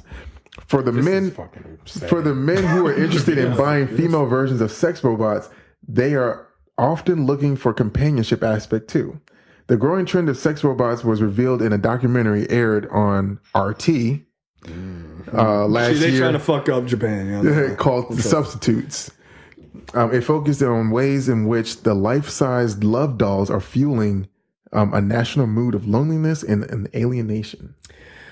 Look, no, that's a real problem, dude. This is a real problem. If they lost 500,000 people in Japan, like, that's a real problem. No, they lost 1.2 million. They said this. No, but I'm saying, I thought they were like balanced out with births. I thought he said 500,000. Oh, yeah. A sex doll salesman said, it's an amazing feeling. It's like a doll, but you feel as if it's really alive. When you want to make love to your wife, there can be some problems. With a doll, there are no problems. Don't trust that dude. That dude's a rapist. Like, nah, he raped that doll. None of that matters. No.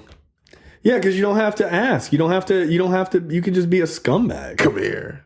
Like, oh my God. Yeah, wash it out. You know, one thing comes to mind is Blank Man in J5. I did not. I am just not okay with this. Like, I don't care if people fuck robots, because that's inevitable, right? Like, it just is. It's inevitable. But you gotta talk to other human beings, man. Like, you have to. Like, this should be reserved for people who are elderly.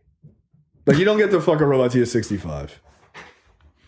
Like, you're just a widower or a widow. No. But like, see, I think just laying there, yeah. Yeah, I'm gonna need some interact. But look again. Don't say that they won't be able to do it, because the second they can put it on you, that's a wrap. It's a wrap. It's a wrap, dude. It's a wrap. Human society will go extinct, because the second you can have sex with a robot and they can physically move around like another human, it's a wrap. It's a wrap. I don't know, man. And they're inexpensive. Like, you just buy one like you buy an Xbox? Nope. They can clean the house, watch your kids, and then bang you. Ugh, get out of here. Get out of here. What human can compete? You can't compete. You'd be like, it's too small. I'm fucking get a new attachment. Who cares? You can't compete. I don't know. That's a robot, yo. All right. We'll see. It's a robot. It's not a human. I'm just saying. Matter, though. I'm just saying. You look at it. 10 years from now, I don't think people are gonna have that same attitude. It's a robot. Look, if it can give you like long stroke, that's it. niggas are extinct. Listen. There's a wrap for us. Because they're only talking about. By the way, they're only talking about dudes having sex. No, if they find a fucking robot that can fuck a woman like in those fucking piston machines in the sports. It's a wrap. And then, I mean, it's a wrap for us. You're saying it's a robot or whatever. I mean, it's a companion. There was a time where I'm saying there was a time where dudes could just ask another dude to just give him a release. You know, and things happen. Yeah. So you're talking about something that's not so far fetched. It's not. It's not. But like for me, it's a no for me. Yeah, because you old and washed. You ain't young like these young Thundercats out here fucking robots. You don't know what you're doing. Fucking robots that don't do anything but just lay there. That's rape. Yeah.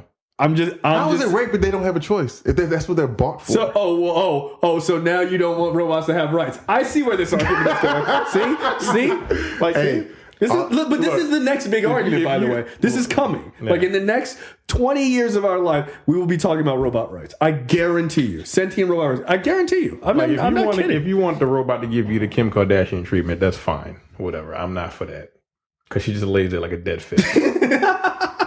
I don't need that. She looked pretty. That's actually. I'm sure the robot probably looks pretty too. That videotape was boring. It was boring. Ray J was trying, boy. He was trying to do something. I was like, yo, she's just not that into you. She was just like, yeah, you're tearing it up, Ray J. You're definitely the best person ever. Womp womp. And then she fucked Kanye West. And they've got like 3 children. Good. Congratulations. All your kids have a crazy father. Terrence, you're up. What the fuck is this? Please read it. Oh my. Company sells sneeze contaminated tissues that allegedly help people get sick. Wait, what? Company sells exactly sneeze contaminated tissues that allegedly help people get sick. Ew. Ew. Yo, all right, let me read it. Go for it. Most people would never use a tissue that someone else sneezed in, let alone pay. Whoa. Most. Right. It's like, hey, close. No, that statement is bullshit. Most people? Who are the people who what? Who are they? Who's the 5% or the 1%? Yo, get the fuck. No, that sentence not done yet. No. That someone else sneezed in, let alone pay $80 for one. Yes, that's what I said. I said $80. Yo, come on. One Los Angeles startup claims to have already sold. Wait, this is in America?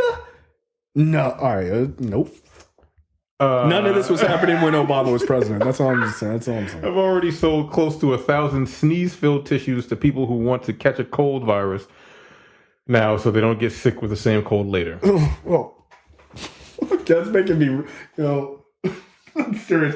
Yeah, that's revolting. That's revolting. Ew. Does that make any sense? That's what the question. That's what the sentence says.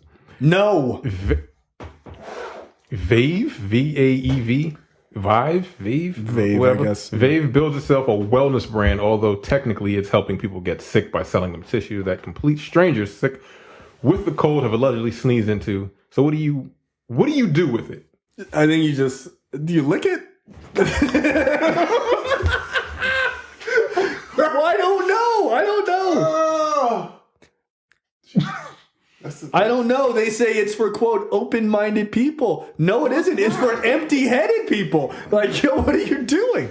But who in their right mind would pay $79.99 on a germ-contaminated used tissue? Oh, it's not $80. Okay, it's a deal. It's a penny off. Yeah. Well, that would be open-minded people who appreciate the luxury of being able to get sick on their own terms. How do you know the person that you're getting this tissue from? How do you know they don't have like hepatitis? You don't get hepatitis from sneezing. No, but you can get hepatitis from passing through spit. Can you? Yes. Ew. But like, no, it's dried up at that point. Is it? I don't know. And maybe it comes in one of those like a vacuum seal thing. I don't know. Pretty sure it's just like it's dry. You don't know that. I doubt they're shipping. You don't know that. You don't know that. Before this story, none of us knew anything about this. You don't know that. You don't know that. They're getting sick on their terms. You don't know that. No one knows. Did they talk about what color the phlegm is? This is fucking nasty, dude. Vave's founder, Oliver Neeson, 35, claims that these expensive used tissues should be viewed as alternatives to conventional medicine. in that they allow you to purposely catch a cold whenever you want, in order to decrease the risk of catching the same cold at a later date. This is the website. This is the website. These people with a snot rag playing the violin. Yeah, I don't know. It's all about getting. It's in like a nice little case. Yo, this is disgusting. Wild. The simple idea is you choose now to get rich sick. People anything. With the idea in mind that you won't get sick with the same cold later, Neeson told Time magazine. That kind of freedom, that kind of luxury to choose. I mean, we customize everything in our lives and we have everything the way that we want it. So why not approach sickness the same way? Is this not stupid tech? Yeah, this should be fucking stupid tech. Yeah. Oh, I tried to buy one. Here's a weird thing. Out? It's sold out. Oh, but why would anyone want to get sick at any time? Well, Neeson offers a very simple example. Say you're getting ready to go on vacation and want to minimize the risk of a cold ruining your fun. You use a sneeze-contaminated Vave tissue and get sick now rather than on vacation. Makes sense, right? No. Why don't you, It's like, well, no. Well, you could get sick twice. Yeah, you can get sick again. It may be a different sickness. Yeah, that doesn't make any sense. Overseas, you fucking clown. Shut the fuck up. I wish Michael was here, because I know he would have lost his fucking mind in this story. But why would anyone want to get... Oh, wait, no. Experts warn that while Vave tissues could technically immunize you against the same strain of cold virus you voluntarily contaminated yourself with for a short period of time, there are hundreds of other strains of cold virus you could catch. This bizarre inoculation only works with a specific type of cold virus in the tissue. All right. That's disgusting, dude. If you do this, this is a long fucking article. Yeah, all right. I'm done. I get the gist of it. I just want to know how they get contaminated before we go on. So how do Vave tissues get contaminated, you ask? Well, Neeson claims his company has about 10 go-to sneezers, some of which it recruited. Go-to sneezers? Some of which it recruited online. They sneeze. Randos? All right. No. They sneeze into a batch of regular tissues, send them back to the company, which then packages them in sealed petri dishes and mails them to customers. Fuck off. This is disgusting. Hold up. This is gross. What? How do the people who are the designated sneezers? Yeah, that's a wild turn of phrase. How are the designated sneezers getting sick? Are they also using someone else's tissues? This is how zombies exist. This is a fucking pandemic. Rich people are fucking idiots. You know what this is? This is something for $80. This is something. You ever seen clips of that show with 2 Chainz called The Most Expensivest? Yeah. This is something that would be on there like, yo, I get sick anytime. Gold plated tissues, nigga. This shit is dope. This is dumb. This is dumb. You can sell people with money and just about anything. This is insanity. What the fuck is wrong with people? I really don't know. Here's my story. And he's selling them. For $80. $80. I'm gonna start selling tissues too. I'm just gonna pour a little bit of vinegar, some sort of cornstarch or something, make it look like phlegm. And I'm just going to sell those. And then these idiots will be like, oh, yeah, it totally worked for me. Because this can't be real, right? No, it's real. It's very real. Here's my story. And I agree with the man in this story. A man with micropenis is suing his wife for revealing his secret. This is just a follow-up to that story from 2 weeks ago? The unnamed woman it is. turned to some of her nearest and dearest for advice after her husband gave her a little surprise on their honeymoon. When the couple were set to sleep together for the first time. Yeah, he wasn't trying to show her that dick. Of course, by nearest and dearest, I mean strangers on the internet. Because where better to share your intimate details about your new husband? The bride posted her story on Reddit where she explained her partner wanted to wait until they got married before having sex because he was old-fashioned like that. Nah. Nigga, no, you weren't. After dating for 6 months, the pair got engaged and tied the knot after another 6 months. All the while, the man avoided stripping off in front of his girlfriend. When the honeymoon rolled around, however, it was time for the newlyweds to bear all. And new husband ain't got no kind of dick. He's got a micropenis. We were close to fooling around a couple of times, but it never went far. I tried. He always stopped after it went too far. Anyway, fast forward to now. And I'm the asshole for reading into this and being upset that I waited until my wedding night to find out that he probably isn't old-fashioned as he says he is. He got a little dick. And not a little dick, a micro penis. That's really unfortunate. That's fraud like shit, because he hid that from her. It's fraud. She should be suing him. She should be suing him. Yeah. She was like, didn't reveal his name or her name. Yeah. How is he gonna sue? Like nigga, you just throw yourself out there. Like, yeah, it's me with a little dick. Like, well, she didn't say your name. Good luck. She didn't. I don't believe she said his name. I mean, here's the thing. If she's on Reddit and her friends know her Reddit name, I mean, and then they're like, true. Yo, Susan, yo, micro dick? No shit, son. Look, I gotta tell you, if I had a micro dick, like, I would figure out there are alternatives. Like, there's gotta be an alternative. There's gotta be an alternative. There's gotta be some sort of surgery, right? Like, there's gotta be. I don't believe. No, to just add on one. Like, I don't know. Attach it. Look, I'd be like Young M.A. I just had to, I'd be like, get the strap. Like fucking 50 Cent. No, I'm not. No, yo. You don't have a penis. You have a clitoris. Like, for all intents and purposes, that's what you have. Okay. That's sad. Like, that's devastatingly sad. I would. You get a sex change. You almost there. That's like, look, someone told me that the other day. I was like, when I told that story, he was like, he might as well just get a sex change. I would. I mean, yo, she said, I'm like, I would not know what to do with myself if I didn't have a dick. Don't need it. Yeah, it's still one of the funniest fucking shit. The idea of hiding it from your spouse for a year that you have a micro penis. That day is a coming.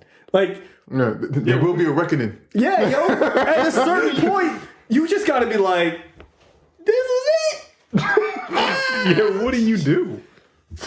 I'd be like, yo, I am really, really good at oral sex. Because you just got to step your game all the way up. You got to be taking classes. You be like, yo, what, like, doing research. Tornado. Yeah, you got to know how to do it all, man. You can't fuck around. You can't fuck around. You be like, look, I know is barely a baby carrot. I get it. But hold on a second. Let me show you what I can do. And she'd be like, damn, all right, that was pretty good. And you'd be like, get the strap. Nah, yo. That's crazy, man. Like, no. Have you seen my micro penis?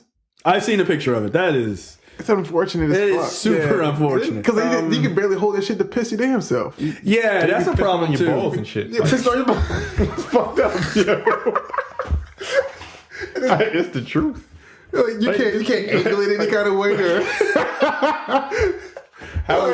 Howard Stern had a whole show. He had a whole bunch of dudes with fucking I remember that. Like a contest. Yeah, I'm not joining that contest. Yeah, it was like the world's smallest pieces. They're like, I hope I win. I'm like, why would you want to win that contest? Because he ain't winning nothing else.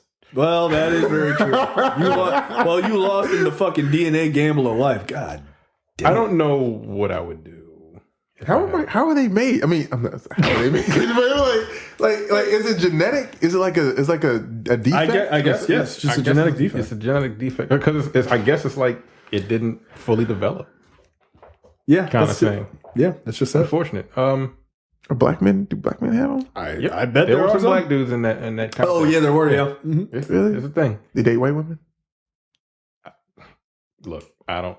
No comment. I got nothing. I feel like even white women are like, this is wildly this is not going to work for me. This is not for me, sir. Where is Excuse me. No, she'd be like, no, ma'am. I mean, it's again. You're not that far off. That's what I'm saying. That's sad. I mean, it's just sad. It's sad. It's just sad. Like, I feel really horrible for somebody that has to deal with that. Because what the fuck are your options? Like, you can't even jerk off. Can you? No. No. I never thought about that. Yo, your life sucks. Jesus Christ. It's like, I have nipples, Greg. You mean? Like... I'm sorry. It's fucked up. It's sad. But again, like I was told. Yeah, that's fucking hilarious. Yeah, that's one of the greatest lines of all time. But yeah, like I said, I was talking about it with someone, and they were like, they might as well just get a sex change. Yeah, just live your life. Yeah, just go the other way. Man. Can you imagine not being able to relieve yourself? No. Or have someone relieve you? Yeah. No. Like, he'd be sitting in the car, like, I need some relief. He'd be like, where is it? How? Like, how? I was like, you figure something out. I was like, nah, that's too much work, nigga. Get out of my face. he'd be like, get the strap. Yo, that's so fucking funny. 50 Cent's hilarious. And is an asshole. All right, quickly, trailers this week. Twilight Zone. This is first look at Jordan Peele's series reviving for CBS All Access. It looks very good. It looks good. Like, visually it looks good. It looks amazing. It's some really good, strong actors, too. Greg Kinnear, Adam Scott. Who else is in there? Tracy Morgan, randomly. Yeah. What's the black chick? Goddamn, what's her name? I don't remember. Wow, she was in Happily Ever After. Why the fuck do I not know her name right now? It's not leaving? Yeah, she was in there. Oh, damn. I haven't watched it since earlier today, so I didn't remember that. So, yeah, there's some pretty good actors, I thought. It's Jordan Peele, so I will definitely watch it. On CBS All Access. That's where I will watch it. Yes, that is exactly where I will watch it. Legally. Demetrius, your thoughts on Twilight Zone? I'm okay with it. I mean, I've been spoiled by Black Mirror. So, I mean, I used to watch the Twilight Zone and also the Tales from the Dark Side. Nope. Yeah, that was the worst. That had the worst theme song. The shit out of me. No, it's still in the back of my brain, and no. And it's only 5 notes. It's like 5 or 6 notes. That shit is horrifying. I don't like it. It's like, wow. Like it's going through like the fucking desert. I mean, the forest and the trees and shit. Fuck all that. Fuck that damn movie. Yo. See, it's on. I'm pretty sure it's on Hulu. See, that's what I'm saying. I don't have Hulu. Fuck you. I understand that, you said earlier that the whole Jordan Peele thing, that, what do we find? What does he find scary? It's cool, but I think we've been through some shit with Black Mirror, and and we've. I'm interested to see if it can compete. Oh man, because Black Mirror is very British. I'm interested to see what the sort of the American version is. Right, it's almost like Black Mirror in the Twilight Zone are kind of like Tomb Raider and Uncharted, right? Like, okay, Tomb Raider existed first, the Twilight Zone. Then it kind of fell off, and then they brought in Uncharted, which was just kind of their version of Tomb Raider. And then Tomb Raider comes back, and now they're kind of competing, and they're both very good, right? And that's kind of what this is. So we'll see. We'll see. Here's a trailer that was thing. It was a trailer. Dragged Across Concrete, starring Mel Gibson. I don't get it. I also don't get it. It's one of the worst trailers I've ever seen. And I was like, okay. So I for some reason I felt like it was like one part The Departed, right, and then another part like No Country for Old Men. That it was fucking weird. And then what was that?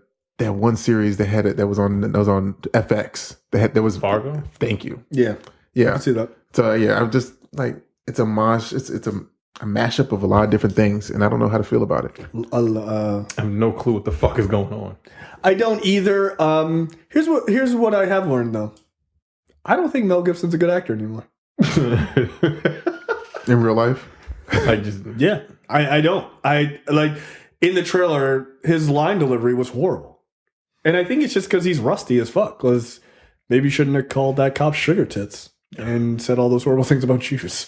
And say your ex-girlfriend you hoped got raped by a pack of... Anyway, so... I think Mel Gibson's kind of done. I think the idea of trying to bring Mel Gibson back, that experiment didn't work. It's kind of funny because I thought Hollywood was really going to let it slide. Nope. They were like, no, we're done with you. Yeah. But it's not. And Robert Downey Jr. tried to bring him back, and they were like, no.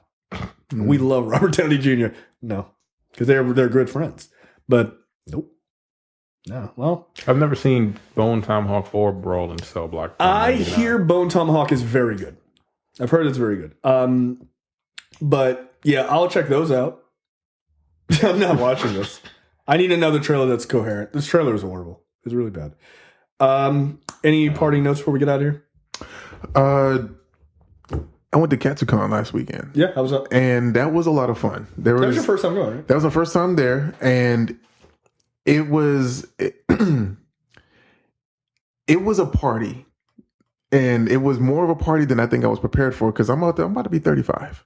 And there was all these people there that were like, I'm almost 40. Shut up. I'm just trying to tell you, man. They at my age of 35, it gets really they were out till 4:30, 5 o'clock in the morning. I got no time for that. Yeah. That's what I'm saying. Still acting like it was like 3:30 in the afternoon, you know. But you know, the cosplays were beautiful. Millennials. Yeah, the cosplays were beautiful. The amount of exposure that they had like a lot of different panels that centered on everything. I mean, from anime to cosplay construction to, you know, where to buy this or where to buy that. It was really informative. It was like a real nerd convention. Yeah, they take it serious. That was really serious, you know. But then the hallways were lit. The party rooms, and if you got a room in there, it was lit. And then the club upstairs was a lot of fun. So for other people, because I was asleep, but I'm not staying up to 3 o'clock in the morning. No. But I mean, yeah, that was great. The next con, I believe, is the next big one is Awesome Con, which is in 9.5 weeks, April 26th. Wow, it's early. Yeah, that's and that's at the Walter E. Convention Center in DC. Yep. So there's that one, and then I went ahead and booked my room for BlurredCon, which is in July, and also I booked my room for PowerCon, the He-Man centered convention in Anaheim, California. Oh, nice. Okay. Yeah, cool. I've been in contact with the one of the creative designers of She-Ra on the Netflix series, and I've been talking to an artist who is agreeing to basically be my creative designer for a pitch for a Black He-Man series. Nice. And I have already sent her the design that we came up with for his sword. And she's like, I want to see more, but give me Twitter links so I can blast it out and pump it up. Nice. So I was like, oh, okay, well, you know. Is he going to be from Compton or no? He's from Southern Eternia? I don't know yet. We don't know yet. Cool. We're just trying to get the character designs right for Keldor, Adam, and like Man-at-Arms and such. So nice. That's awesome. Yeah, but it's not going to be just all black people. It's going to be like all over like a person's of color. You about to get review bombed. They coming for your ass. Hey. He's ruining my childhood. This black character. I have a micro penis and I don't feel good about it. I just assume when I see people tweeting, I just assume that's what they're saying. I think I just put a bullet in my head if I had a micro penis. Good night, everybody. I'm gonna end it right there. You're watching the Nerdpocalypse YouTube channel. Make sure you click that button to subscribe and check out our weekly podcast where we talk about movie, TV, news, tech, and weird stories from around the internet.